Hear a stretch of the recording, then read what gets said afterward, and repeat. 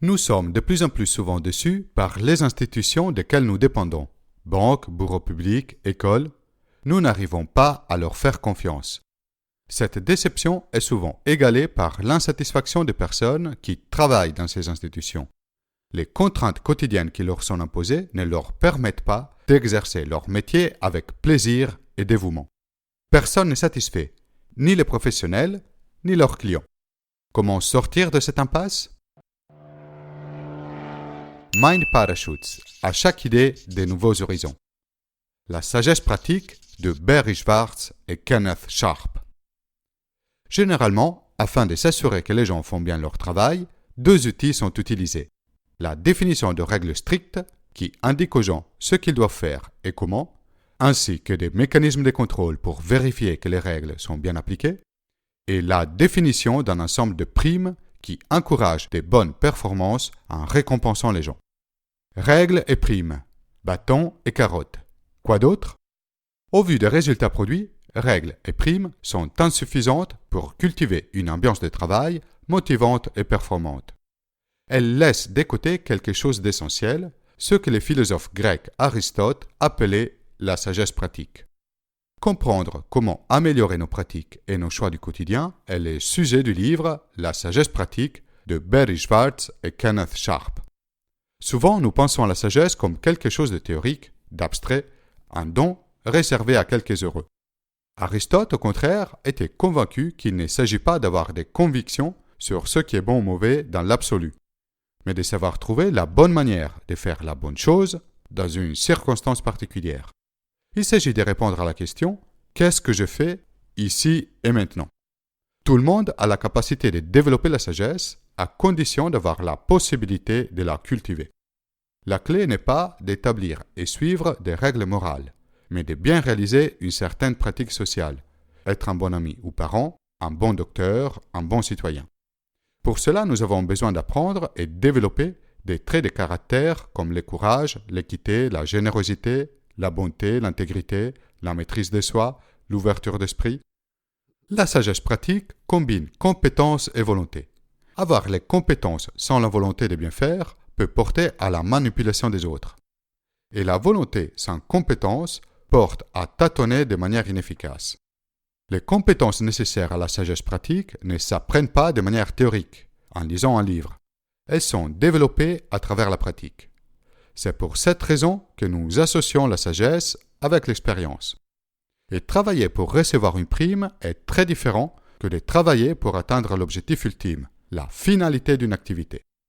Si vous décidez de développer la sagesse pratique, nécessaire à bien agir dans le monde, ce ne sera pas uniquement la société autour de vous qui va en bénéficier. Vous êtes en train de cultiver une clé essentielle pour votre propre bonheur. Voici les 6 caractéristiques d'une personne sage. Elle connaît la finalité de l'activité dans laquelle elle est engagée. Elle souhaite faire les bonnes choses pour atteindre cette finalité. Elle sait comment improviser, comment jongler entre objectifs contradictoires, comment adapter les règles et les principes généraux aux spécificités de chaque situation. Elle est sensible et sait comment lire un contexte social, comment s'éloigner d'une interprétation en blanc et noir de la réalité pour apprécier les différentes nuances de gris. Elle sait adopter le point de vue des autres et comprendre quelles peuvent être leurs pensées et leurs émotions. Elle sait se servir des émotions comme des signaux pour agir et décider et sait rendre les émotions des alliés de la raison. Elle est une personne d'expérience. Elle a acquis en les pratiquant les traits de caractère de la sagesse, courage, honnêteté, attention aux autres. Souvent, la définition des règles à suivre vise à éviter les risques que les personnes prennent les mauvais choix dans leur activité. Cela est très utile quand nous avons peu d'expérience dans un domaine. Les règles représentent de bonnes lignes directrices à utiliser comme référence. Elles cristallisent l'expérience cumulée par d'autres sur des bonnes pratiques à adopter. Avoir des règles claires est donc essentiel pour le bon fonctionnement d'une activité. Le risque à éviter à tout prix est par contre d'avoir une liste très longue de règles à suivre, ce qui empêche de bien les mémoriser et retenir l'esprit des fonds, ainsi que de rendre leur application trop stricte, ce qui empêche de les adapter à un contexte particulier. Avoir parfois la possibilité de se tromper pour ensuite analyser les raisons qui ont amené à l'erreur et comprendre comment faire différemment dans le futur est essentiel pour développer la sagesse pratique. De toute manière, puisque le monde n'est pas noir ou blanc et que tout est une question de nuances, l'application stricte des règles dans certaines situations porte à prendre de mauvaises décisions. Mais puisque ce sont les règles et non pas nous-mêmes les responsables de cette erreur, nous n'avons pas la possibilité d'apprendre grâce à cette expérience. Tout aussi délicat est le système de récompenses qui est mis en place pour favoriser la bonne pratique d'une activité, spécialement quand la récompense est monétaire. On pourrait penser que si en plus de l'envie intrinsèque de bien faire, nous ajoutons une deuxième raison, par exemple une prime, notre motivation à bien faire notre travail ne peut qu'augmenter. Cela est faux. Plusieurs études montrent que rajouter une prime financière pour réaliser une action que l'on considère éthiquement correcte, aider quelqu'un en difficulté, accepter une décision qui nous pénalise individuellement, mais qui est prise pour le bien collectif, réduit la probabilité que cette action soit réalisée. Si nous sommes prêts à faire la chose que nous considérons juste, sans avoir rien en échange, nous le sommes beaucoup moins quand une compensation monétaire est à la clé. La prime nous empêche de penser à ce qui est juste de faire ou pas, et nous pousse à réfléchir si le montant de la prime est suffisant ou pas. Si vous souhaitez cultiver un environnement qui favorise la sagesse pratique, attention donc au système des règles et des récompenses que vous mettez en place. Par exemple en tant que parent ou professeur, manager d'une équipe ou d'un projet, ou n'importe quel autre rôle social vous assurez. Un élément essentiel pour développer la sagesse pratique est la gestion des émotions. Ce n'est pas qu'une question de sensation. La raison est tout aussi impliquée. Par exemple, pour pouvoir ressentir ce que les autres ressentent, il faut être capable de voir le monde comme eux ils le voient. En tant qu'être humain, nous sommes prédisposés à développer l'empathie, mais ce n'est pas automatique. Nous avons besoin d'expérience. Les émotions jouent aussi un rôle essentiel dans notre capacité à passer à l'action. En fait, la sagesse pratique ne consiste pas uniquement à savoir quelle est la bonne chose à faire.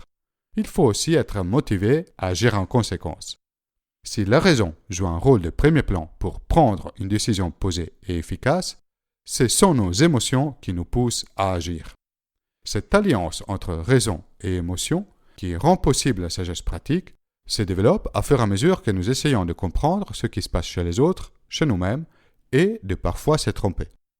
La possibilité d'expérimenter nous permet d'améliorer notre capacité de jugement grâce à l'expérience.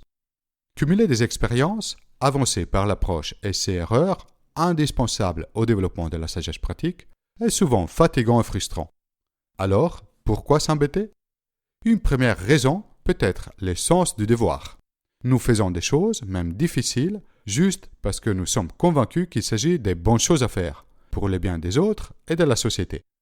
Mais agir avec sagesse n'améliore pas uniquement le monde autour de nous. Cela contribue aussi de manière significative à notre bonheur et à notre sens de l'accomplissement.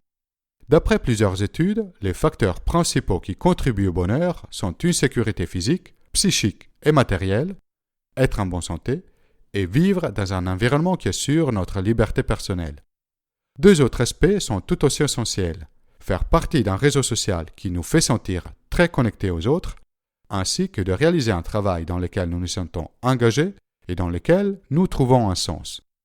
Martin Seligman, un psychologue qui est une vraie référence sur la psychologie du bonheur, a modélisé 24 traits de caractère qui, si exercés quotidiennement, renforcent notre sensation de bonheur et accomplissement.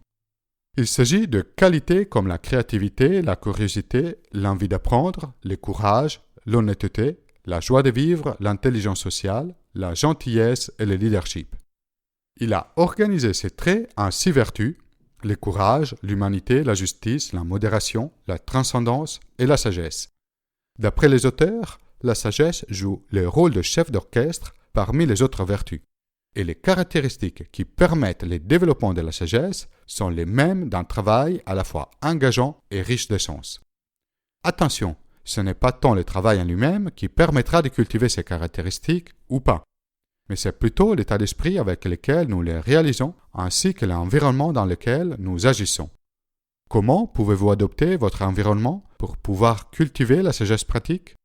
Comment pouvez-vous retrouver la joie et la satisfaction de réaliser une activité comme vous l'entendez, parce que c'est la bonne chose à faire? Laissez un commentaire ci-dessous. Vous pouvez soutenir la production de Mind Parachutes en faisant une donation vers le site Tipeee. Téléchargez la minecarte de cette vidéo et de toutes les vidéos précédentes depuis mon site internet mindparachutes.com. Si vous avez aimé la vidéo, inscrivez-vous à ma chaîne YouTube et partagez la vidéo autour de vous.